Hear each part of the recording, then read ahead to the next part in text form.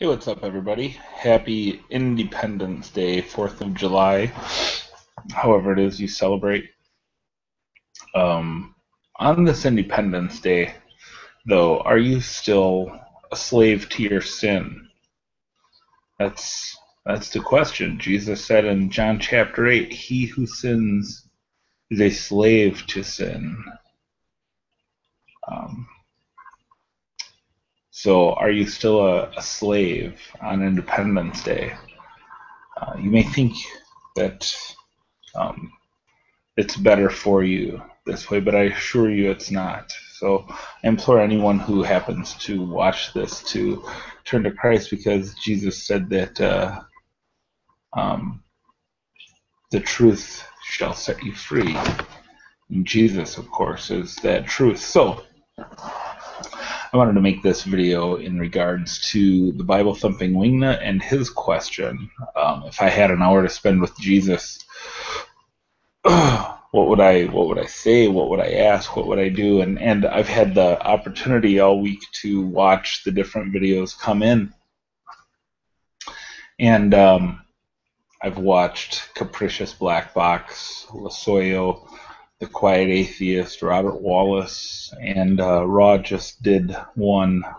His Hangout just went off air, and I thought, you know what, it's time I do mine as I was watching his. So, Raw, thank you for getting me up. I know this is long overdue. So I want to talk a little bit about everyone's responses.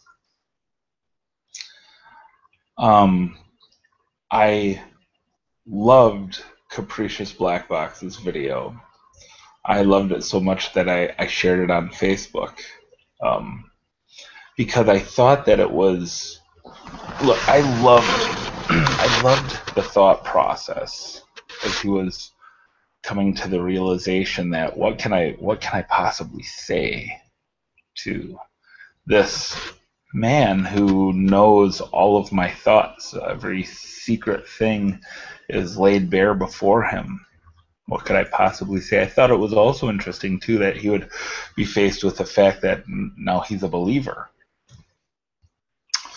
And I thought it was interesting that he made that connection, that coming face to face with Jesus would automatically equal belief, because and maybe we need to qualify what belief is. Is he saying that, okay, he now believes in his existence and the reality of him, or was he saying being a believer in a salvific sense? And I thought that's what he was getting at, but he said it so quickly I don't want to make assumptions. But let's say he was making that statement, that he was saying it being a believer in a salvific sense, and he basically made it as if meeting Jesus face to face automatically equals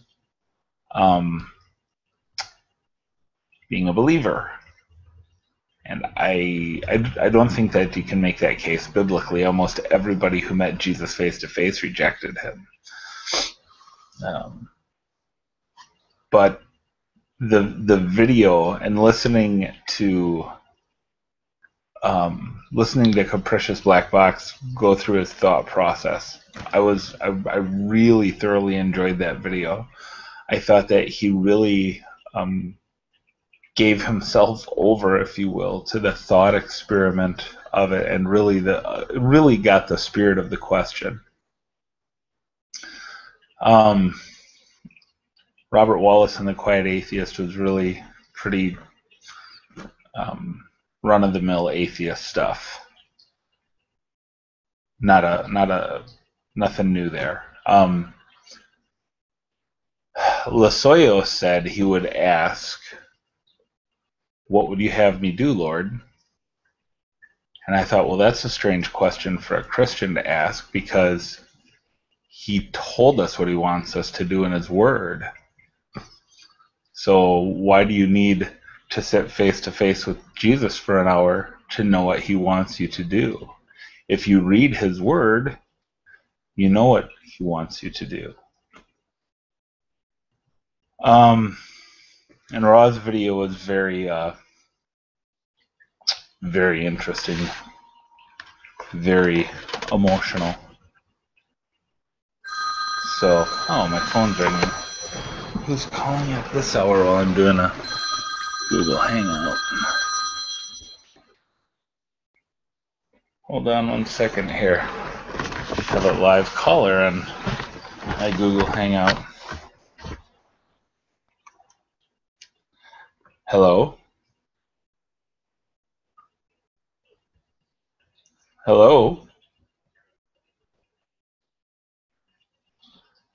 Whoever's here is not very talkative.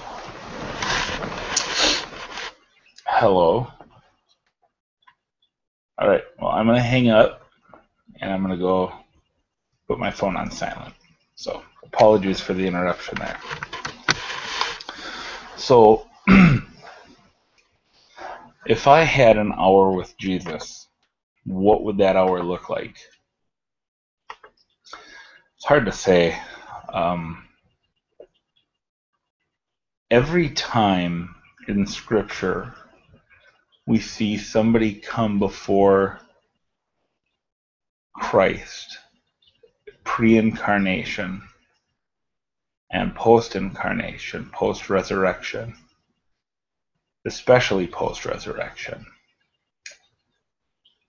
we see a couple of things. One, we see people faced with holiness. They're standing in the presence of perfect holiness. And the contrast of my own sinfulness, I think, would be so great that I think that my response would be something very similar to that of Isaiah. Behold, I'm an unclean man of unclean lips, among an unclean man of unclean lips, or unclean people with unclean lips. I think that's Isaiah 9-ish, something like that. I imagine my response would be something very similar to that, but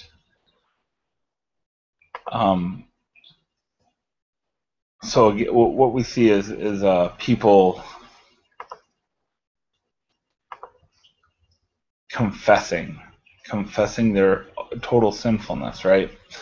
We see people in this state of awe, just being just again being in the face of perfect holiness. I think that's what we see, and I have no reason to believe that I would be any different than that. When faced with perfect holiness, I believe I would just be undone in a state of confession and worship. I don't need to ask him, what do you want me to do, Lord? Because his word tells me what he wants me to do. He wants me to, and this is in no particular order of rank necessarily, just off of the top of my head. What Christ wants me to do is to be reaching out to the lost, preaching the apostolic gospel. He wants me in church. He wants me giving of my time, talents, and treasures. He wants me to encourage and equip other believers with my gifts. Every believer is given a gift, a spiritual gift, and for the encouragement and the building up of the body. He would want me in prayer. He wants me in prayer. He wants me studying to show myself an approved workman who need not blush with embarrassment, rightly dividing the word of truth. He wants me leading my wife and teaching my children. So I know what it is that he wants of me, so I don't need to ask that question. So I believe that it would be just a matter of worship, just being before him in a state of worship and confession. As I'm faced with perfect holiness, standing before the King of Glory, I don't think I would be standing very long. I think I would be prostrate fairly quickly. So that is my answer to the Bible Thumping Wingnuts question. So yeah, I thought it was a good question. I appreciated the other responses. I'm surprised that G-Man hasn't answered yet, because I think he tagged G-Man in that one too, and he hasn't responded. So, um, anyhow, that's what's happening with that. So, I'm debating now if I want to just cut off this hangout now that I'm just, under 10 minutes, or if I want to do a separate ramble. And I might do that, but maybe I'll do it on my other channel. I think I will cut this one off for now. So, that is my question. That is my answer to the Bible Thumping Wingnuts question. Thank you to the few of you who watched live, and I hope that you will subscribe to my channel. Don't forget to check out the Bible Thumping Wingnut show live Saturday morning at 10:30 Central Time on Mixler.com/Bible Thumping Wingnut. So I will be reviewing a debate that I did with an atheist from Facebook. So might be interesting. Maybe you don't care. Who knows? Anyhow, happy 4th. Goodbye.